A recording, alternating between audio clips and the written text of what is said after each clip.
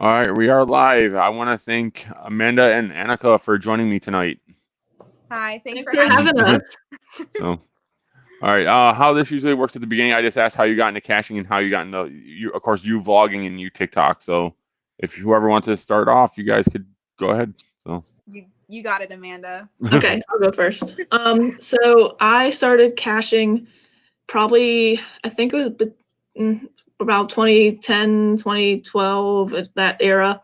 It's really kind of silly, but I was watching Switched Up Birth on ABC Family, and there's I love that show. awful representation of geocaching in it for like 5 minutes, and that was the first time I've ever really seen it. But so Daphne's talking to this guy, and he's being really weird and suspicious and sitting at like a pond, and he like reaches his hand down and is like kind of like trying to not pay attention to himself, and he pulls out this pelican box, and all that's in it is a statue of Big Ben.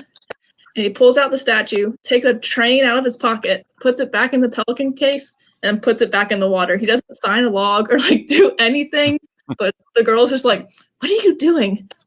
What is that? Blah blah blah blah blah." He's like, "I'm geocaching, duh, hello." So it's really lame, but that's my first exposure to it. And then I went geocaching with a friend later on after seeing what that was.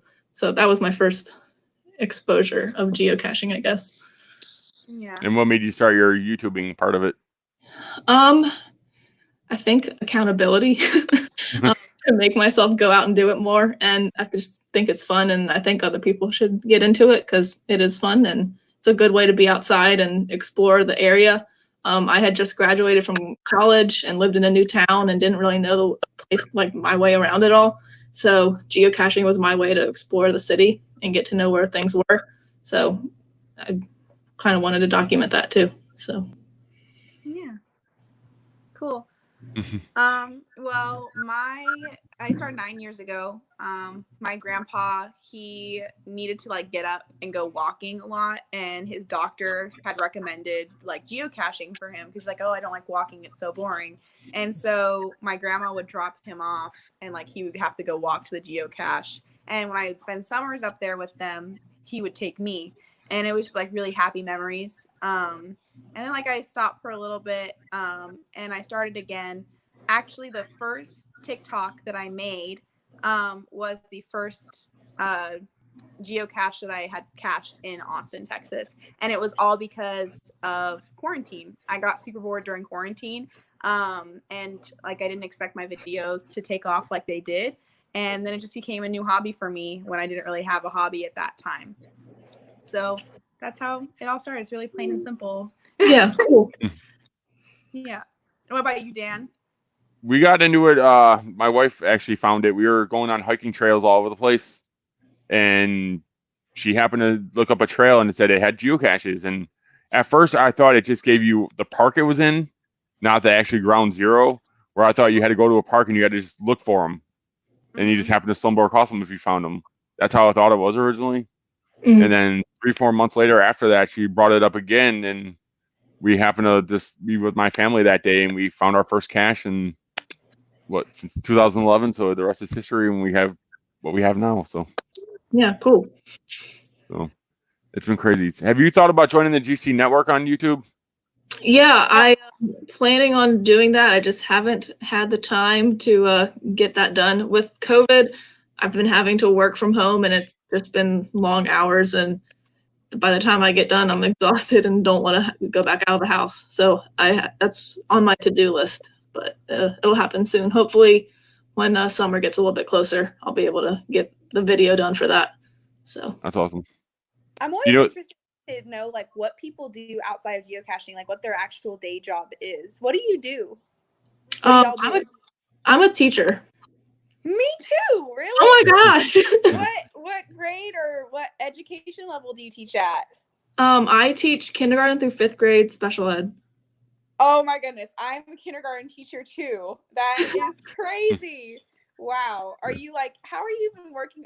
I could never Zoom with my kindergartners. They would go crazy. Are you Zooming with them and you're keeping up with the curriculum and everything like that? So because I'm teach students with disabilities, all my kids have IEPs.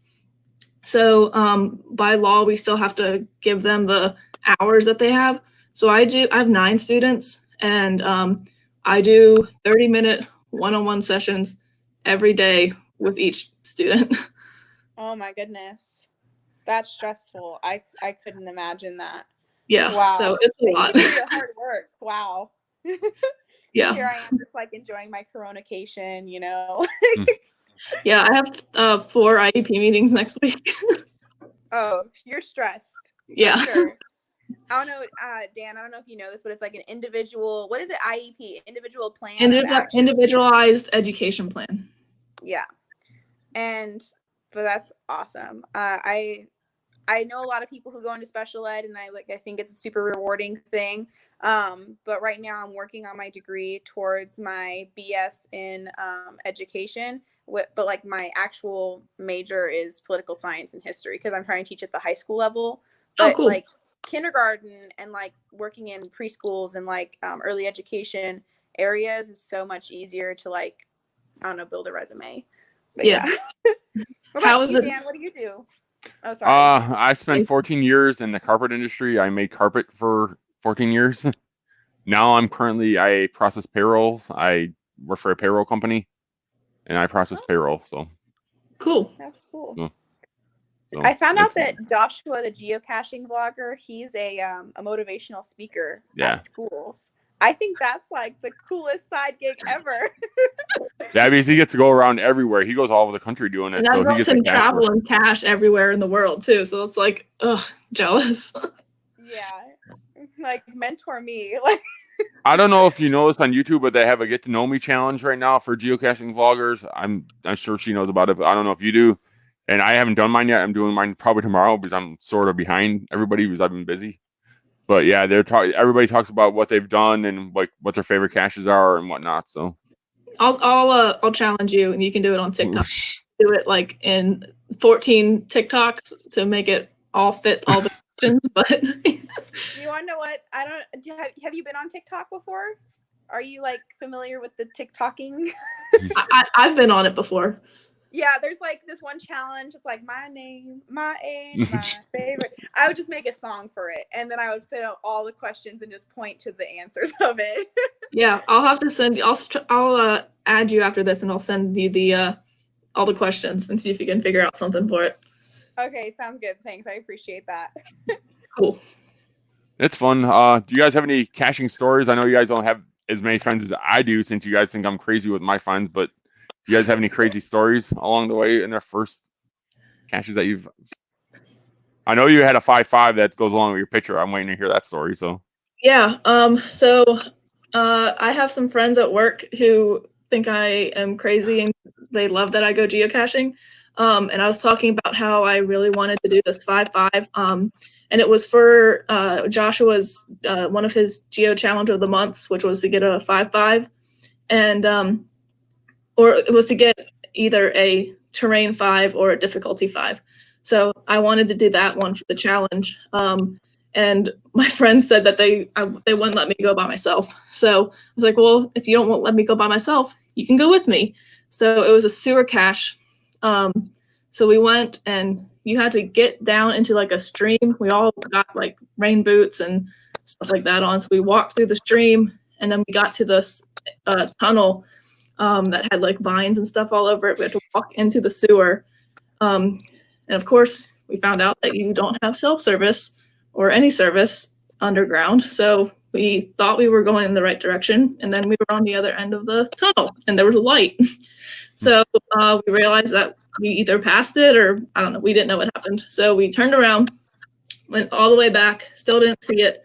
So we got to the end where you like enter the sewer, and found out that there were 2 entrances, and there was one covered by vines. So that was the one that we were supposed to go in, and not the one that was wide open, because why would you make it easy?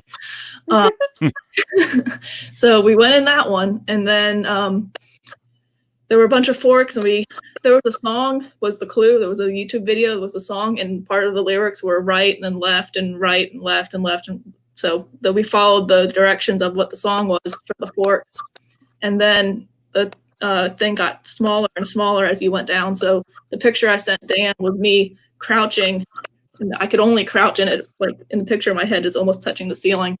But we ended up having to like kind of duck waddle the last like probably 20 feet, and then it was a tiny blue bison tube. So there's a video on my channel if anyone wants to watch it. So it's pretty fun, and all of us we got a lot closer by doing that. So it was a lot of fun. So if you haven't done a sewer cache, I recommend it. Just be prepared.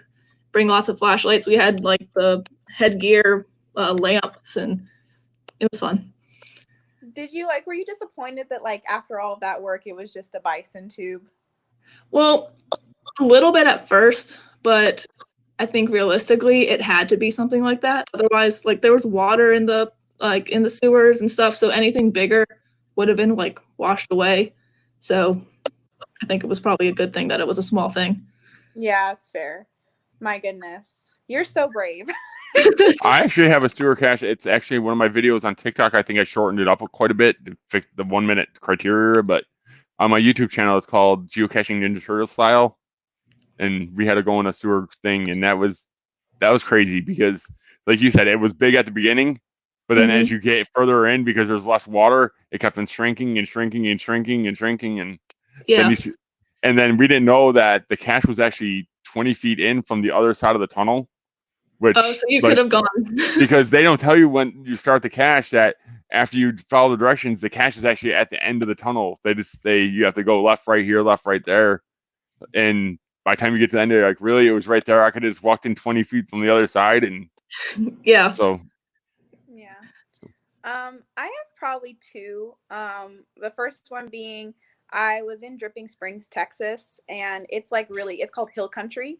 And the terrain was a 2 because that's all I can actually access with my account. But it was a 3-mile hike in, and it was all uphill.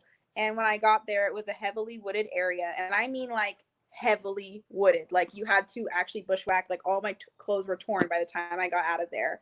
And that 3-mile hike, all it was this green little tube about that big. And inside was just a Post-it note for the log. And I was like, this makes me so sad. I thought that it was going to be like some amazing geocache, and it wasn't. But like getting back was actually the harder part because I was just following the GPS the entire time to the cache, and I wasn't really like making a mental note of where I was. And so I had to keep the geocaching app open to try and find my way back. I've had to do that before. I parked, and it was just scary. And at the end of it, I think I walked like 13,000 steps because of how many circles I made. But it was a lot of fun. Like that was like one of the more fun activities because of the journey to get there. Not exactly what. Now, do you guys have Androids or you guys have Apple phones? I have an iPhone. Yeah. Because with CGO with Android, because I use an Android, you could save the caches to the CGO, and it actually saves the map, so it's easier to find your way back because it traces your directions on where you can go. So it's a little bit easier that way. So yeah, I personally use Cachely. I like Cachely a lot better than the geocaching app. I'll have to check that out. I have not. I think it's worth it. You can do all the same stuff in there, like travel bugs and everything like that. I just think it's a lot easier, like the software on it, or the way it's laid out. It's similar, but it's like I think it's a little bit more user friendly. And there's a couple of things that you can do on it a little bit better. Like you can like search for people and send messages, and not some things that you can't always do on the geocaching app. Yeah. Which one do you use, Dan? I use CGO most of the time. It's an app on Android, so. Okay. I like Cachely too because you can save caches on lists, and like that's what you can do on.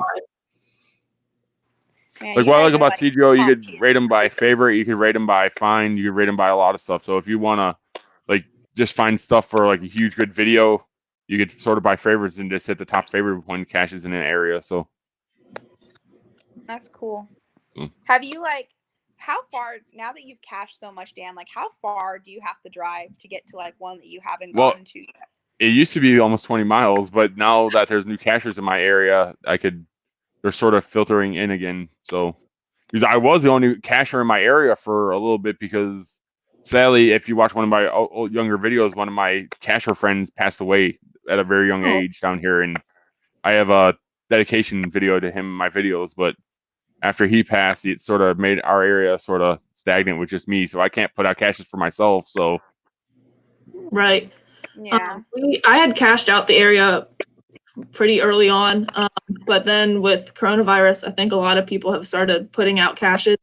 I know that in some states, people aren't like they can publish or send them out, but they aren't being published. But just before like our state went on lockdown, there was a whole slew of caches that were put out that were called Coronavirus 1, Coronavirus 2. And they were all in a big trail. So I've hit those, but I've cached out the area too. I have to drive probably 20, 30 minutes to get to an area that's more green than yellow smileys. Yeah. have you guys run? Go ahead. In Houston, there was like in Katy, Texas. It's just right outside of Houston. They had like coronavirus big, coronavirus small, coronavirus takeover. And it was like 5 miles away from like that 1 mile radius that I was caching. But next time I go down, I want to see, because the size indicator was like for each size of coronavirus. And so I'm really I'm interested to see like what they came up with, because the caches down south are like really creative, I've noticed. And also, especially in suburbia, because they can't all be light post caches, people get really creative with how to hide them. Like if you look at like my last video, it was literally like a tiny little metal thing hidden in a crack of a rock, and you had to like get on your knees and like look underneath, and that was the only way to see it. So I'm really excited to see what these coronavirus caches are going to be. One of my favorite creative caches I found was one of those magnetic nanos, and someone had taken one of those carabiners that you twist open, and they had placed the magnet on the tip where the carabiner is, and then spun the metal part back down so it covered the nano. So if you looked at it, it was hanging on a fence where there was a chain. So if you looked at it, it just looked like a carabiner, but then you unscrewed it and then the nano was inside the carabiner. There's a video on my channel, but that one blew my mind. I like freaked out after I found it. That is so cool. So yeah, I used to hide caches. I have 86 caches out right now. So that's considered a lot, but I used to one-up myself all the time, and I got tired of one up myself. I couldn't think of anything. I used to, like, when people used to go for my caches, like, wow, wow, wow. I like call it leaving the wow factor. I don't know if you guys, but then all of a sudden I just got burned out because I couldn't think of any more ideas, and then when I put one just behind a tree, they're like, what, really? That's what you're going to put out now? I'm like, and I couldn't do it anymore. It was draining me. Yeah. My area has a lot of small caches, so they're like either bison tubes or pill bottles or lamppost caches or just really small things. So I've been trying to put out more like ammo cans or bigger ones, just because I feel like the part of the game that I like a lot is collecting stuff and finding stuff in geocaches and swapping stuff out. So you can't really do that always with a bison tube or some of these smaller pill bottles. So I like to try to hide bigger caches too. Yeah, I definitely feel you on that, Dan. Like, so there's one guy, I mentioned him in a video that I just posted for my 100th cache in Texas. His name's Big Guy in Texas, and all of his caches are like notoriously hard. Like most of the stuff I don't even have access to because it's like a 3, 4, 5. But the another perk of buying premium. Yeah, right. But the other caches that I have cached are at a 2. It has taken me like an hour plus to find his caches. And he has, I would probably estimate probably about 100 out right now. But I can understand like how you're just trying to put out positivity into like the geocaching community, and it's met by, really, you're going to hide it behind trees now? Any contribution in a community this small is a big contribution to get people out there and geocaching and be more aware of like what we do and what we enjoy, you know? So don't get discouraged. I've been doing it long enough not to get discouraged. So I think also it's good to have a variety of types of caches and levels of caches, if that makes sense, because then you can make geocaching accessible to everyone, not the people who are going to find the 5 5s every time or some that are really hard or difficult to find. like maybe they'll be cool or maybe not as cool, but making them some hard, some easy, some kind of like that you expect to find, just for like the little kids and people who might not be able to find the super hard ones. So I think it's still worth it and valid to have and to be able to find. And I don't know if they still have this feature on premium or not, but with premium, when you hide a premium cache, you could actually see who's viewed your cache page. I don't know if they still have that on there or not. So like if somebody goes to one of your premium caches, you could actually see who's viewed your cache page. I think I think that feature isn't, you can't do that anymore, but I know that's a thing. Well, that's cool. Do you guys have any like do not finds that like you haven't been able to find, but people after you have found, you're just like, what the heck? Like where? Do you guys have any of those? Oh yeah, there's one that my wife, she's actually in the chat room. If you look, I don't know if you guys see the chat room well. She's Breath of Fresh Air with Erin. That's my wife. But okay. Hey Erin. We're at it. There's one behind a JCPenney that's in the town that actually where I work, and we had gone to that cache probably 10 times and not found it. And then we just happened to be with the right cacher, and he's like, "Oh yeah, it's right here." And like I don't know how we missed it. It just missed it so many times, and it was right there. It just sometimes you just overlook the obvious pretty much because you're expecting something different, and you tend to overlook the obvious. Yeah.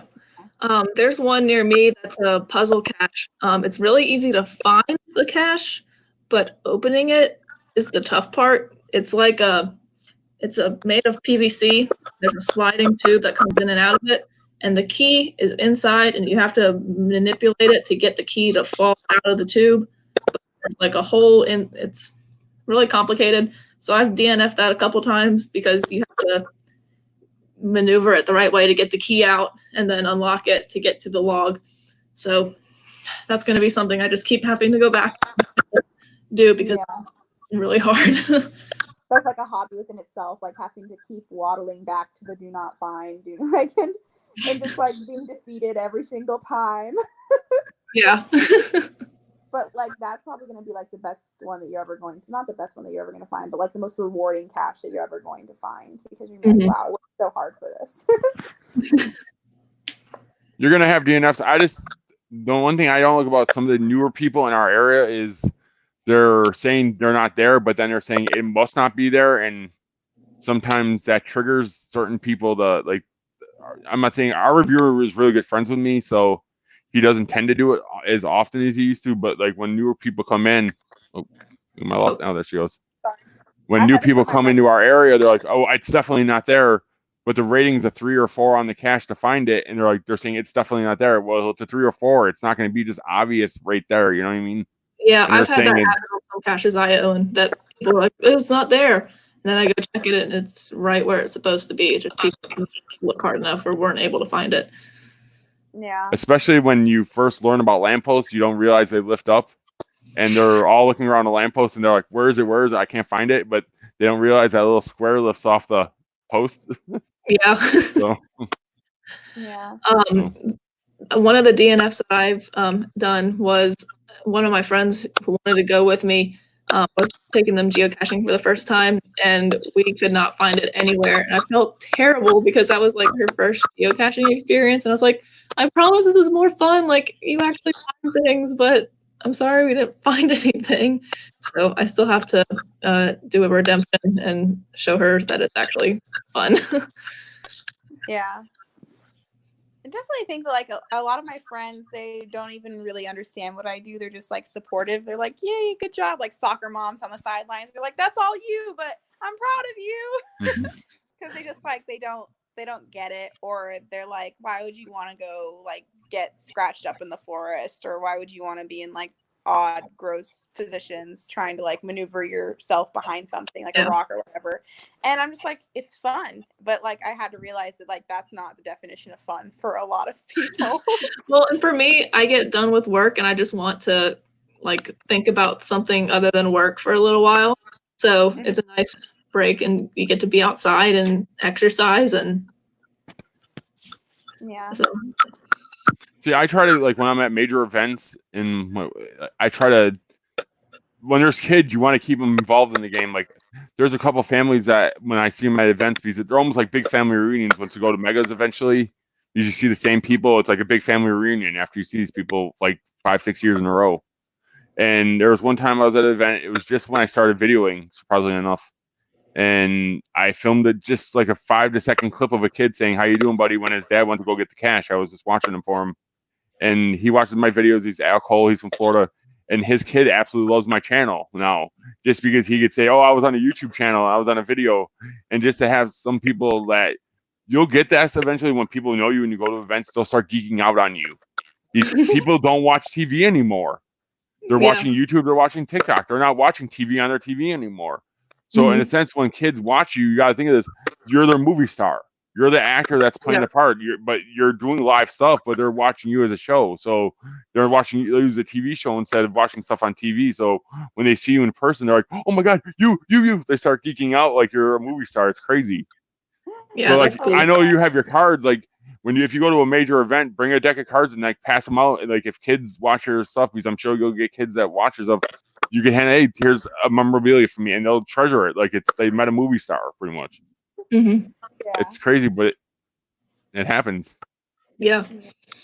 I don't know. I haven't had that happen yet, but maybe. It will happen soon enough. Trust me. Oh, sorry. What? No, go ahead. I know what your guys' audiences are on your platforms, but like I want to call them my children. my audience is like mostly like 12 to like 25. But like majority they're probably like in their preteen areas, and like they will stalk me. Like I'm not even kidding. Like when I show them that I've signed the log, I don't just put my initials. If I can put like my full like name on there, I will. And they've started downloading the geocaching app, and that's why I had to make like a separate geocaching TikTok thing so that like it didn't clog up my other geocaching app. But they'll message me. They're like, "Hey, I saw that you were in Katy, Texas. Can we meet up? Because I'm just right down the street and we could have so much fun together geocaching." And I'm like, you're like 12 years old. I'm like sorry. I'm a full adult, and I don't. I have a teaching license to protect, you know. I was like, maybe talk to your mom and get back to me. But like, you're right. They definitely do geek out a little bit. And that's like really like, I don't know, it warms my little fuzzy heart because I'm like, wow, I'm doing something that's making a difference, you know, making And then people getting happy. kids out of their house and going geocaching instead of sitting on TikTok all day. They get out a little bit too. Yeah. See, one of my famous sayings actually for geocaching, I put it once in a while, put it on stuff, but I don't. Is give a kid a GPS because it's a game controller to the world. Oh, that's instead cool. of sitting around playing a video game inside. So yeah, I like that. Yeah, that's really great. And I know a lot of people like to harp on this generation, but like, let's just do it one more time. Like they're inside way too much. It's really worrying me. Yeah, it's one of the things I do with like my little cousins and stuff like that is I'll be like, all right, guys, come on, let's go. We're gonna go geocaching. I think it's the coolest thing. Yeah. One of my line, like one of the big things I'm known for too is I don't wear pants when I geocache, so I wear shorts, and I give like my legs are all blood by the time our trips end. My wife could vouch for that. And one of my big things was give blood, go caching, because I'd be like by the time I got out of the woods, like my whole legs would be red from the blood going down my legs. So yeah, I just hated it. I don't know if these are popular where y'all are, but Chacos are really popular in North Carolina. I go caching at Chacos a lot, and people are always like, "You're tromping through the woods in Chacos." So if you don't know what those are, they're these sandals that have like a Z strap, like this is your foot. It goes like this, so it's the sole on the bottom, and then just a strap that goes on top. They kind of look like Jesus sandals, but they're also sometimes known as poison ivy shoes. So I cache in those a lot, but I try to not do that if I know I'm going to be through the woods. Yeah, you guys are brave. I have like severe anxiety of, in Texas we have a lot of snakes and spiders, especially wolf spiders, and I literally will not go. If I know that I'm going in a heavily wooded area, you'll catch me in my snake boots. Like I don't care how far I need to hike, I'm wearing boots. I'm so scared of that stuff. So the fact that you're chomping around in the woods in North Carolina, like where they have water moccasins and like I don't know some other like God forbidden animal. Like, well, and there's a lot of streams and stuff where I am too. So I like to wear my chacos because then I can kind of tromp through the streams and not have to worry about like socks and stuff getting wet. I don't know. Crazy. You're crazy. Oh my gosh. Like if I see some of the do not finds that I have are like heavily wooded areas because I literally like saw a spider as I walked in and I'm like, absolutely not. Nope. Might as well just burn down the whole forest at this point. Like, I don't care. But chacos are a great fashion accessory. They're definitely Crocs are the ugly stepsister of chacos. You know? Yeah. I always have a Chaco tan line in the summer. It's a Z tan line across my feet. That should be like my dating profile right there. Like I have a Chaco tan line. Well, I lifeguard in the summer, so I always wear my shoes on the pool deck because I don't like to have my feet burn on the pavement or step in things that I don't want to step in. So I always wear them outside all day. Have you guys had any issues with the homeless people at all? Ever run into them when you're? I don't think so. I a couple of times that I've like cached in big cities. So, and I think that's probably more the likeliness that I would interact with people like that. But that hasn't really been a problem with me at all. So in Austin, Texas, we have a very large homeless population. I'm from Los Angeles. And so when I say very large homeless population, I mean it. And I love the homeless. Like I am always like donating my time and money towards them. But during Texas lockdown, and I was getting a lot of caches, that the homeless people, like they usually are kind of like confined in like one area, but because so many people were in their houses, they were kind of spreading out a little bit more. So when I was doing like a series of caches one day, I was like completely alone, and I always carry pepper spray on me, but I was completely alone, and I was hunched over, and I was in the back of like a building. There was nobody on the street, nobody near me at all. And this man comes up to me, and he's like so much larger than me. Like he was at least 6'2" or 6'3". And he's like, "Hey, little lady." First off, very scary being called little lady. "Hey, little lady, can I borrow your cell phone?" And I literally just bolted. Like, I don't know what he thought of me. I didn't want to like start that stigma or anything like that, but I was not going to take any chances because he was a linebacker. If we're being honest, like he probably could have caught up to me if he wanted to chase me, but it would have looked really weird seeing a young girl chased by like this Bigfoot person. And but like it's just like situations like that. And also there's a lot of caches that I have like in my drafts and everything like that I've recorded but not put out because like I'm under a bridge and there's like homeless people there, you know, and like the cache is like on the guardrail off the side of the freeway, you know, and like I want to like respect their privacy. And like also I feel bad because I've exposed the area of the cache that it's in because you're not supposed to geocache if there's muggles around, but at the same time like you can't really not geocache that area just because people are living there, you know. It's like a sensitivity issue. But all in all, I've not had many problems with the homeless. That one thing really gave me the creeps, and that was my last cache of the day, and I was like, I think I might it's time to go home. Yeah, I think I might need a taser too. But yeah, all in all they've been pretty nice. What about you? I haven't had any issues. Have you, Dan? Yeah. I've had one. I was behind a Publix or Kroger. My wife will probably vouch for that, whatever store it was. But I went for the cache and I started walking a little bit further, but I had to run from one and I had to run to the other side of the parking lot. And she was where the homeless guy was going to come out and chase me down. And I'm yelling at her to move the car. Come on, come on, come on. She had no idea there was a homeless guy chasing after me. So, no. Yeah. I also was putting out a cache and I left it. I was going to get a gift card to put for the first find. And I came back and I didn't realize there was a homeless camp right over the hill. And they were already destroying my cache before it even got put out. So, well, and I think that's the thing too, is people who probably don't know what geocaching is, and they are just nosy about what people are doing. And after you mess with the cache or whatever, they want to know what you've been doing and go and muggle it. So, yeah. I love how they call it muggle because it's like, oh, they're mugging it, but like they're muggling it at the same time because like the witchcraft world, like they don't know. Harry Potter, yeah. Yeah, I love that. Like whoever came up with that, like props to them because that's just such a great saying. And here's Well, another.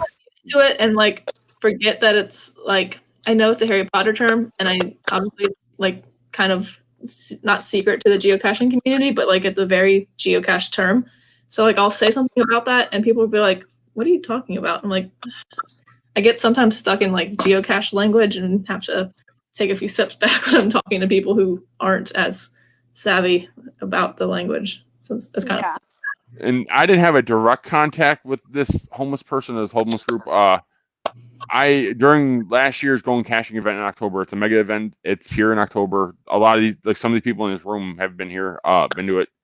I have an adventure lab in town, and you have to find 5 lab caches. I don't know if you guys done any adventure labs yet, but and then the final location of the adventure lab, it gives you coordinates to a physical cache that I have out, and it was an Altoids container. Well, the Altoids container, I had it velcroed to the top of a library, lending library, and the homeless people like to go in that lending library and look for books. Well, during the event, I just put it out for the event, and they muggled the Altoids container thinking there was stuff in it. And the people kept on going to finish my adventure lab, and they'd go to the final where the library was, and people were looking for the cache, and they were wondering where it was, and they were trying to get a hold of me. All of a sudden, this homeless guy's like, "Oh, are you looking for something that was in there?" And they're like, "Yeah." And he's like, "Was it this?" And he pulled it out of his pocket. He's like, "Sorry, I thought it was just." He thought it was candy sitting in the. Yeah, that's one of the things about the library caches. I'm like, I think there's a couple of those nearby me, and figuring out who owns them and trying to place a cache in there would be cool. But I would just be so afraid of, especially if it was like a book or something, that people would just take it because there are so many people that look inside of them all the time. Yeah. We have a lot of library caches out here, and one thing I've really noticed is it's not always geared towards the geocaching community. Like there was one like just maybe a week ago that I posted, and it was this beautiful library, and inside it was I solemnly swear that I'm up to no good box, and it just said take one, leave one, and it didn't reference geocaching, nothing. It was just a box full of stickers, a few trinkets, you know. But did it have a log? It didn't have a log. What you had to do is take a picture of yourself at the library for the log, and it said that in the description. And that's what most of the caches are. Unless they're in like a really rural area, then there's usually like a bison tube. And there's this one guy, he's hilarious. He has like 3 kids, and so it's like a children's cache and like some cookbooks because of his wife. And it says smile, you're on camera, and you're like, what the heck, I'm in the middle of nowhere, where's this camera at? Like in case you're trying to steal this bison tube. And I was like, maybe he's just saying that to scare people. I'm just gonna sign the log quickly and leave. But like I just noticed that a lot of people will put things in there just to say take one, leave one, not so much like geocaching, whatever, because that just seems like weird and interesting to people who don't know what it is. And so it's like including everyone, not just the geocaching community, you know? Yeah, that's kind of cool. There's a lady here, but there's a lady here that has probably, I'm guessing 30, 35 library caches, because Atlanta has tons of them. What she did is she got ordered off of Etsy or ordered off of eBay old library cards that they used to put in books. Like when you check them out, you put the date, and she actually has them in a pocket in the London libraries, and that's the logbook for the. Yeah, that's very creative. I found a cache that's it's basically a journal, and they've like put the code for the Dewey Decimal System stuff, and you have to go to the library and look it up in the computer, and then the whole book is the geocache. So the whole book is just the entire logbook. So it's a blank book with people have just been bringing their pen and signing the logbook. And because it's such a big book, it's been people have been writing their like what they would put on the geocaching website for their logs, like in the book. So like people write paragraphs as their log, which is kind of cool. I love that. There was a geocache I just did about 2 or 3 weeks ago. It was an ammo container in the middle of nowhere. And it said like, there was like a little post-it note that said like, leave a story. And there was just like a bunch of empty papers. And like I was going through and reading some of these stories, and like some of them were like super sweet, like, oh, how I got into geocaching. But others were like, I geocached because my divorce crippled me, and I was like, oh my goodness. I was like, thanks for sharing, Cheryl. But like, I love geocaches like that because for me, it's like more of a sense of community. Like, I love seeing the same names that have geocached the same places I've geocached. I love seeing stuff like that. It just like gives you like a sense of like community, and I love it. Yeah. I have a library cache out right now. What you do is you go to the library, and in the tree there's a container, and it has you actually a list of instructions on how to find the cache. And what it does, it tells you go to the front door of the library, but I don't call it the front doors of the library. I call it going through the gates of whatever. And then it gives you instructions in the library on where you have to go next, where you have to go next, where you have to go next. And it's actually behind the library. They have like a little community garden, if you want to say that. And they have a mailbox that's back there for people to sign the log saying they've been there. And I have the cache container behind the log in the mailbox back there. But you go through the instructions, and it eventually tells you have to go through there. So yeah. A lot of people in the different. comments are talking about how old caches had actual logbooks that they would write their stories and stuff. I think people should go back to doing that.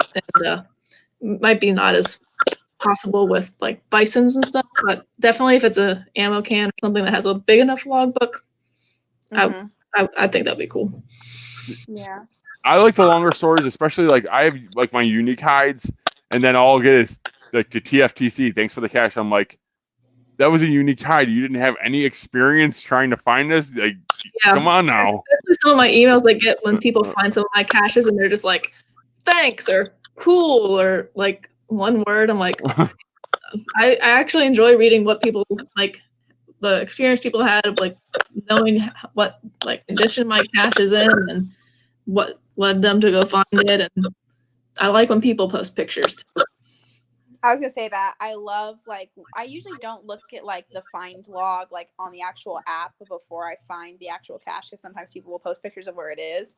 But I love seeing pictures of like parents and their kids, like, oh, such a great cache like for the kids, or like this was a really tricky one, but I found it. Like, I love seeing stuff like that, and I can only imagine how rewarding that is, like when you're actually the one who put it out there for that, you know? Yeah. It's enjoyable. I enjoy leaving, like, we leave some stories. I just don't like just unless it's like some micro and a lamp skirt. That's fine, I mean, but it's not gonna happen. So, but I put effort into some of them, and like they'll just put a smiley face. I'm like, you had no experience whatsoever going. Yeah. So, I don't know. That's just me, I guess. I like to post more of the bigger caches because I feel like a lot of the caches posted now are the tiny ones. So I like to try to put more big caches. And if I do that, then I usually get like a composition book or something bulky as the log book. So I don't have to do maintenance as often either. So. Yeah. I love when it's like a composition book, but I've just recently found out that the geocaching website sells geocaching paper that's like waterproof and like mold proof. That is the coolest stuff ever. I actually found some of those, the Right in the Rain. I don't know if it was like the actual brand Right in the Rain, but I found some at Lowe's the other day and I was like, I'm going to take a couple of these. Right. Because it's like the saddest thing when the log is so wet that you can't sign it. And like I found that to be true with a lot of the smaller caches, like the little nut and bolt ones, like those inevitably, one, I can never get them out because I'm refuse to bring tweezers with me, but two, when I can get them out, they're always like sopping wet or covered in mold, and I'm just like, I'm not gonna do this today. Yeah. But like that is just like the fact that we've even invented that as like people is so cool. Yeah. I've learned that Harbor Freight is like geocacher's best friend. I don't know if you guys have Harbor Freights where you guys are. But they're like a tool store, but they have magnets, like the earth magnets to hide caches. They have tweezers that are like a foot long that if you don't even want to get close to the cache and pull it out, they're that long. They have the key holders, of course. They have the ammo cans that hide out the ammo cans. They have a whole bunch of different stuff. So sounds like a paradise. I might need to come down for a visit. Yeah, we just have Lowe's out here. I don't know. Walmart sells ammo cans. That's where I get my ammo cans. Or go to go to an army surplus store. You can get them really cheap, like they're heavy duty ones. Go to an army surplus store. So yeah, That's awesome. I just frequent the hunting section of Walmart. That's where they sell with their guns and stuff. Yeah. I don't know if they have academies where you are in Texas. I think there's an academy in North Carolina, isn't there? Yeah.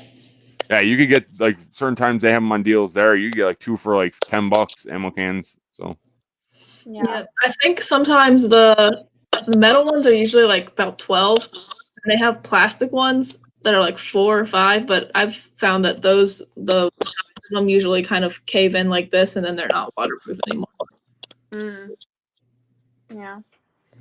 I live in an apartment complex, and I like every day, like when I had my dog, I'd walk him and everything like that. And that'd be such a great place for a geocache. So honestly, I might get premium just to like start planning stuff in my neighborhood, because like there's just so many good opportunities for geocaches that like I can't believe no one's hit anything in there yet. You know what I mean? Like you're driving along the highway and you're like, that's the perfect spot for a geocache. And like you'll look on the app and be like, how's no one hit that yet? Like or have you had a thought of like, oh, I'm gonna place a geocache here, and then like 3 weeks later, someone does post a geocache there, and you're like, that was gonna be my spot. You're like back to the drawing board. I'm gonna tell you, girl. Oh, go ahead. I'm gonna tell you guys this just because you guys are just getting like you guys have just like I don't know how long you've been doing TikTok with it, and I know you just started like, doing your YouTube not too long, but don't get discouraged if you get emails from people saying you're hate to the game, because you will get them eventually. Yeah. And then they do come, just pass them by. Like there's enough vloggers out there that will give you support. Like don't get discouraged by them. There's a lot of people support the vlogger community, and actually geocaching now is supporting more of the YouTube community because we're pretty much giving them free advertisement. So don't get discouraged if you ever get like hate emails or hate things in their comments. There's one geocacher in my area who thinks that vlogging about geocaches is like the worst thing ever, and that you shouldn't be doing it, and that you're spoiling geocaches, which is why like I don't really talk about like where exactly I live or like where I'm caching, or I don't names or anything like that. So unless you know exactly where I'm caching, you're not going to get spoiled. But I think, and I just try not to like vlog his caches, and just stick to there's plenty of other geocaches in the area that I just stay clear of his if I'm going to be vlogging. So.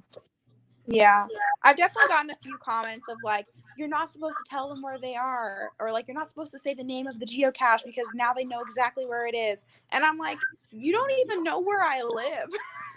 Like, and half the time I'm not even geocaching in Austin. I'll drive like I work like 25 miles away. And so sometimes I'll like geocache like 6 or 7 miles away from that point. So even if they were like, oh my goodness, she lives in Austin, I'm not like geocaching next to the Capitol. You know, like I live in a suburb in Austin. You're not going to find where I live.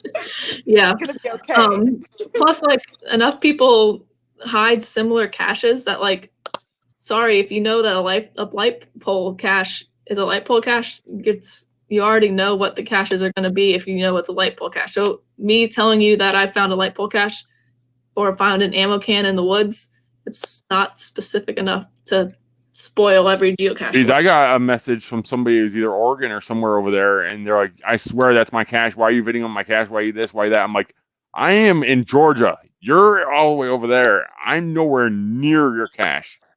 But yet they swear that tree is the same exact tree that their cache is hidden in, or because all trees look so different. Yeah, I mean, I'm definitely smart about it, about like not being like super trying not to spoil things for people who are in the area. But I mean, some caches I definitely don't show if I know that they're like really high profile caches.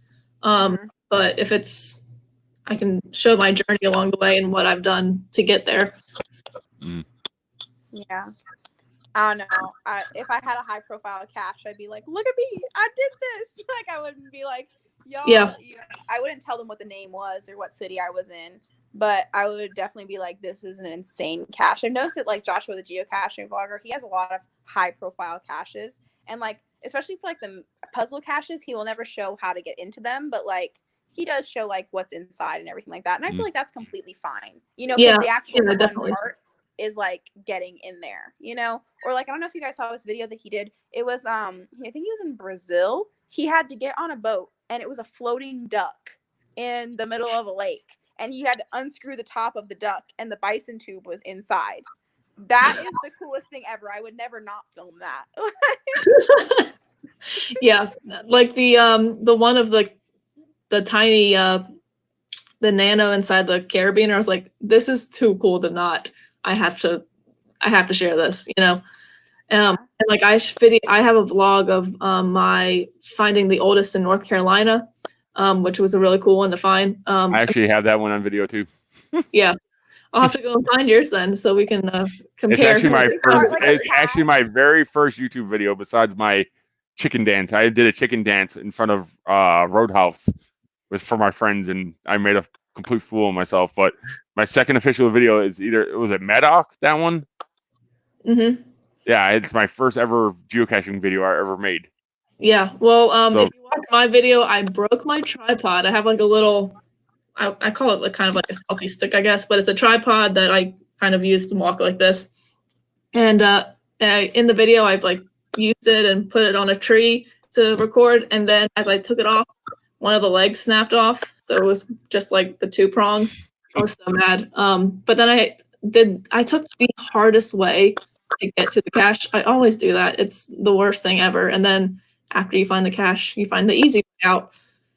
But so that's what happened for me on that cache. So you can see my failing and breaking things in that video. Okay, I got a quick question. Is the one in North Carolina, is that the one in the by the shopping plaza, or is that the one where you have to hike in like 2-3 miles? It's called Octopus Garden. Yeah, I think it's kind of along like a greenway in a park. Oh, I know where that one is. You have to hike under a like a overpass. Yeah, under like a bridge sort of thing. There's a bridge, and you have to cross a stream, and it's right on the bank of the stream. Yep. I think you guys should start a tag because like you guys have all geocached like the oldest in your state. That'd be like a really fun thing for the geocaching community to do. I don't even know where the oldest one is, but the highest ranked one in Texas is at the Boy Scout of America headquarters in Dallas. Like that's like the absolute highest ranked one. But I have no idea what the oldest one is. When was geocaching originated? Like 2000. 2000. Yeah, 2000. They just had the 20th anniversary. I got the pin for that. I geocached on that day, not even knowing that it was the anniversary. I found the highest elevation east of the Continental Divide. That one is in the mountains of North Carolina. In what town is it in? It's in hold on. It's in I can't remember the name of the town. It's a small town. Is it in the Smokies? No, it's in the Blue Ridge Appalachian Mountains. Yeah. Because I section hiked the AT out there, so I was like, maybe. But yeah, my friend, she's from Plumtree. Do you know where that is? Plumtree, North Carolina. It's north of Greensboro, right outside of, it's in Boone County. Is that okay? County? Yeah. North of Greensboro. Yeah, I roughly know where that is.